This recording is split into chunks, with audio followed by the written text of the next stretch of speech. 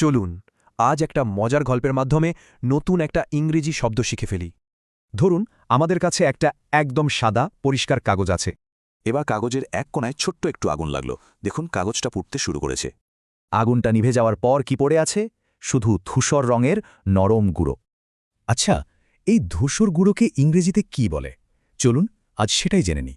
এই গুঁড়োটাকেই ইংরেজিতে বলে অ্যাশ, মানে কোনো কিছু পুড়ে গেলে যা বাকি থাকে সেটাই অ্যাশ। অ্যাশ শব্দটা কিন্তু নাউন আর ভার্ব দুটোই হতে পারে। আসুন এদের পার্থক্যটা একটু বুঝে নিই।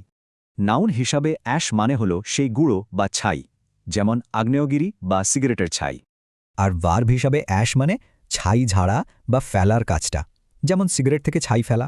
এই সেন্টেন্সে অ্যাশ একটা নাউন, মানে চিঠিগুলো পুড়ে ছাই হয়ে গেছে। এখানেও অ্যাশ একটা নাউন, আগ্নেয়গিরি থেকে বের হওয়া সেই ছাই যা পুরো শহর ঢেকে দিয়েছিল।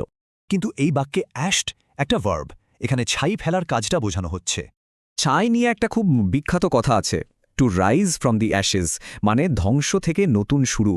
এবার অ্যাশ থেকে আসা আরেকটা শব্দ দেখি, এইশন। এর মানে হল ছাইয়ের মতো ফ্যাকাশে। এখানে সিএফওটার মুখ ভয়ে একদম অ্যাশেন বা ফ্যাকাশে হয়ে গিয়েছিল, কারণ সে একটা বড় ভুল খুঁজে পায়। ঠিক তেমনি শেয়ার বাজার পড়ে যাওয়ায় বিনিয়োগকারীদের মুখও ভয়ে অ্যাশেন হয়ে গিয়েছিল। আর এই মেয়েটিকে দেখুন, সারা রাত কাজ করে তার চেহারাটা কেমন অ্যাশেন আর ক্লান্ত লাগছে।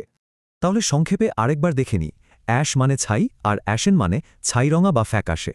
শেষ করার আগে একটা প্রশ্ন, আমাদের আশেপাশে আর কি কি জিনিস আছে যা পুড়ে ছাই হয়ে যায়?